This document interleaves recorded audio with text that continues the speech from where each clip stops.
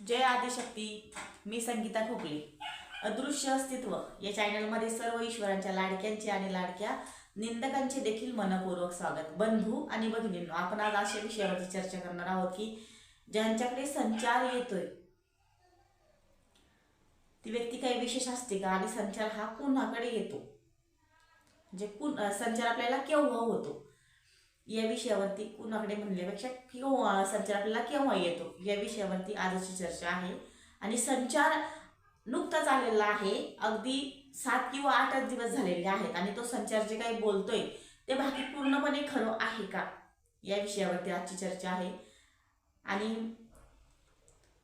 मी सर्वांना एकच सांगेल की ज्यांना व्हिडिओ आवडत नसतील, ज्यांना वाईट वाटत असेल, त्यांनी व्हिडिओ बघावं नाही.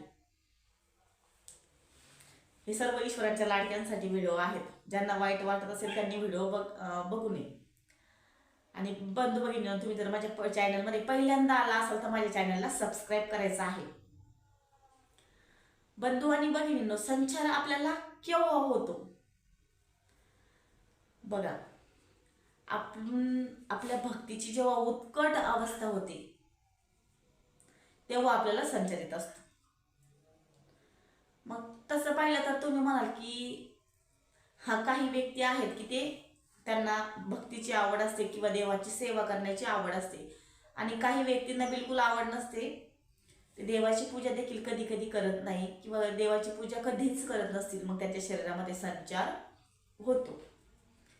मग बऱ्याच जणांचं म्हणणं असतं की अरे तो व्यक्ती एवढा नास्तिक आहे, तो पूजाच करत नाही, कधी देवाकडे बघत सुद्धा नाही, त्यांच्या शरीरामध्ये संचार कसा काय बरं झाला, महत्वाचाच विषय आहे की नाही. पण बघा,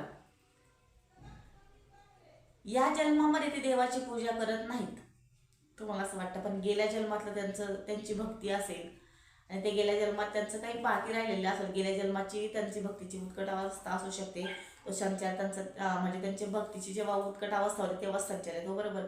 ते गेल्या जन्माचं त्यांचं असू शकतं, कुणाचं या जन्माचं असेल, कुणाचं गेल्या जन्माचं असेल. जेव्हा भक्तीची उत्कट अवस्था होते तेव्हा सूक्ष्म रूपाने काही देवांचे गण म्हणा, काही देवांचे अंश तुमच्या शरीरामध्ये येत असतात. अशा प्रकारे संचार येत असतो. आपण याला जेव्हा भक्तीच्या उत्कट अवस्थेला आपण जाऊन पोचतो तेव्हा आपलं शरीर व्हायब्रेट होतं, आणि आपण मग त्याला वारं येणं, संचार येणं असं म्हणत असतो. वेगवेगळं कृत्य ते करत असतं.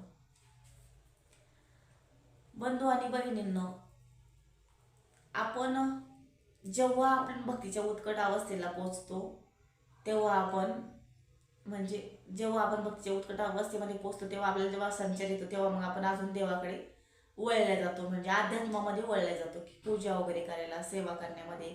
विशेष कुणी सेवा करत असतं, कुणी गुरुमंत्र घेतलेला असेल किंवा कुणी नसेल घेतलेला, ते आपापल्या मनाने म्हणा किंवा आपापल्या श्रद्धेने ते देवी देवतांचे कुठले तरी मंत्र जाप करत असतील, पूजा करत असतील, असे विषय असतील. पण काही लोकांना असं वाटतं की शरीरामध्ये संचाराला म्हणजे आपण देव झालेलो आहे का, देव झालेलो आहे, आम्हाला आता पूजा करण्याची गरज नाही, आमच्याकडे दैवशक्ती आलेली आहे. तर बिलकुल नाही. सेवा पूजाच्या तुम्हाला ही करावंच लागेल.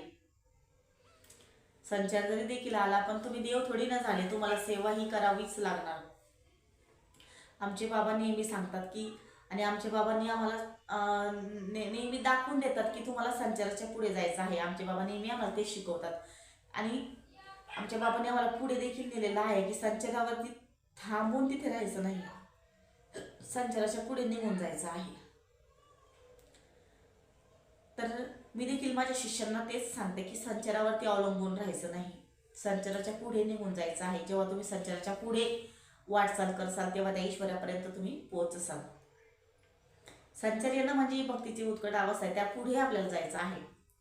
आणि कसं जायचं, तुम्ही म्हणाले कसं जायचं, तर ते योग्य सद्गुरू असेल तर तुम्हाला नक्कीच सांगतील आणि शिकवतात देखील तुम्हाला पुढे कसं जायचं आहे. एका जागी तिथे संचाराच्या तिथेच थांबून तुम्हाला राहायचं नाही, आमचे बाबा आम्हाला शिकवत असतात. बंधू आणि भगिनींनो, अजून की जेव्हा आपल्या शरीरामध्ये संचार होतो, नुकताच संचार झालेला आहे, बरोबर, 7 किंवा 8 दिवस झालेले आहे, संचार झालेला आहे, आणि ती व्यक्ती कुठेतरी इतर ठिकाणी तिला त्रास होते म्हणून ती बघायला जात असेल, बरोबर.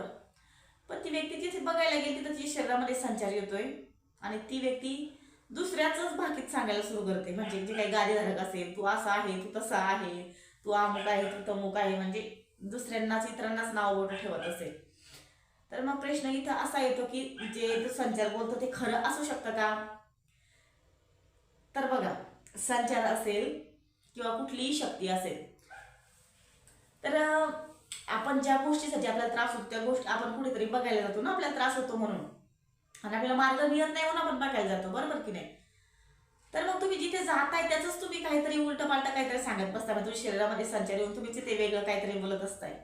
मी खूप मोठी शक्ती आहे, मी दुर्गा शक्ती आहे, मी उग्र अवतारातली आहे, मी असं आहे तसं आहे, ती खूप काय काय काय काय काय बोलत असतो. आणि बघितलं ना, मी पहिलेच सांगितलेलं आहे या विषयाचा कुणाला राग येईल, पण जे खरं आहे ते मी माझ्या साधकांच्या समोर आणण्याचा प्रयत्न करेल. जे खरं आहे तेच मी सांगत आहे. हे कृत्य आम्ही आमच्या डोळ्यांनी बघितलेलं आहे. आणि ते संचारामध्ये ती शक्ती डायरेक्ट दुसऱ्या माणसांना असं बोलते की तू चालती हो, इथे थांबू नकोस, तू मला बंद करायला आलीस, तू मला बंद करणार आहेस. आणि ह्या जे काय अशी शक्ती बोलतात तर हे खरं असू शकतं का? आणि एवढं 10-10, 15-15, 20-20 मिनिटं तो संचार जर शरीरामध्ये खेळत असेल ते खरं आहे का? ते एवढं काही बोलत असतं तर हे खरं होऊ शकतं का? तर मी म्हणेल बिलकुल नाही, सांगू शकत नाही, होऊ शकत खरं. कारण की संचार हा जास्तीत जास्त 5 किंवा 7 मिनिट असू शकतो, याच्यावरती नाही. आणि एवढा वेळ भाकीत तुमचं सांगू शकत नाही. मग तेच आमचे बाबा नेहमी सांगतात की ढोंगाचा देखील संचार असतो, सूचनांचा देखील संचार असतो. मग आम्ही जे कृत्य बघितलेलं आहे, जे ते संचार बोलतात त्याला त्या सूचना आल्या होत्या. सूचनाने जर एखादा संचार बोलत असेल म्हणजे त्याला अगोदर माहिती असेल त्या गोष्टींची, तो जर तेच व्यक्ती तो समोरचं तेच जर बोलत असेल शरीरामध्ये येऊन, तर ते नक्की ढोंग समजावं किंवा सूचनांचा संचार समजावा. असं होऊ शकत नाही की एखादी शक्ती बोलते. मग ती आम्ही देखील परीक्षा घेतल्यात, असं थोडी घेतलं नाही. कारण ती व्यक्ती जे बोलत होती आम्ही त्याचं सर्व उलटच बोललो. जेव्हा उलट बोललं तेव्हा आम्हाला कळलं की ती शक्ती किती खरं बोलते आणि खोटं बोलते.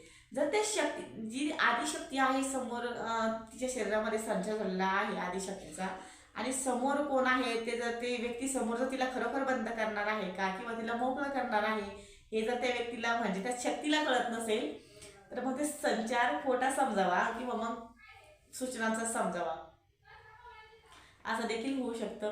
कारण तो संचार खरा नाही होऊ शकत. आता जर दैवशक्तीला आपण असं म्हणू शकतो की ती दुर्गा आहे, ती खूप उग्र आहे, खूप खिचकाळते वगैरे, हे करते ते करते. पण मी काय म्हणणार, मी जर एक सांगेल की कुठलीच शक्ती कमी समजू नये. सर्वच शक्ती पॉवरफुल असतात, सर्वच शक्तींना तेवढंच विशेष महत्व आहे.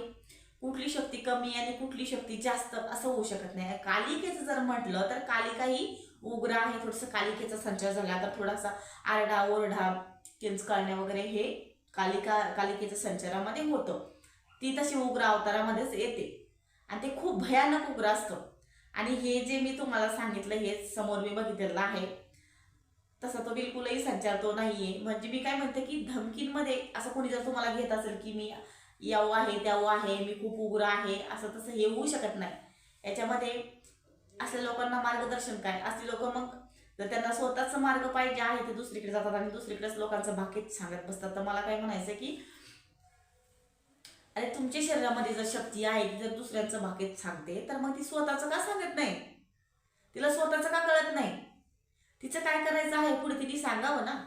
जर त्या शक्तीला जर सर्व कळतं तर त्या शक्तीला घरचं देखील ज्या व्यक्तीच्या शरीरामध्ये ती आलेली आहे त्या व्यक्तीचंही देखील तिने सांगावं की तिचं काय करायचं आहे, पुढं काही नाही करायचं.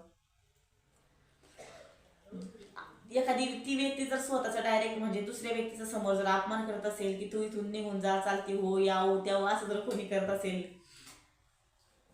तर मग हे सर्व खोटं समजावं. कारण आदिशक्ती खूप प्रेमळ आहे, खूप दयाळू आहे, खूप मायाळू आहे. मी प्रत्येक वेळेला सांगते की आदिशक्तीला कधी घाबरवू नये. ती आपली एक आईच आहे आणि आई कधीही आपल्या लेकरांना घाबरवत नाही, ते प्रेमाने जवळच घेते. एखाद्या वेळेस बाळ चुकलं ना तरी देखील ती मांडीवरच घेते. जसं आपण आपली आई असते तशीच ती एक आई आहे. ती कधी कुणावरती कोप करत नाही किंवा कधी कुणाकडे वाईट नजरेने बघत नाही. आदिशक्तीला म्हणजे आई जगदंबा असू दे, कुठलंही स्वरूप असू दे, तिची सर्व लेकरं प्रियच आहेत, सर्व आवडतीच आहेत.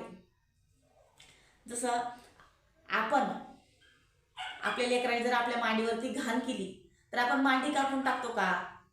नाही ना. आपण त्या बाळाला परत जवळ घेतोच ना. तसंच आदिशक्ती आहे, माझी जगदंबा आहे, माझ्या दुर्गेमधील कुठलाही अवतार असू दे, खूप दयाळू मयाळू आहे माझी आई जगदंबा. ती अशी कोणाला बोलू शकत नाही. असं जर कृत्य कोणी करत असेल तर हे ढोंग समजावं किंवा नाटक समजावं. बंधू आणि भगिनी, तुम्ही जर माझ्या चॅनलमध्ये पहिल्यांदा नवीन आला असाल तर माझ्या चॅनलला सबस्क्राईब करायचं आहे आणि लाईक करायचं आहे. आणि माझे व्हिडिओ जर आवडत असतील तर माझ्या व्हिडिओला जास्तीत जास्त लोकांपर्यंत शेअर करायचं आहे. ही दैवी सेवा करायची आहे, ही देखील दैवी सेवाच आहे. जय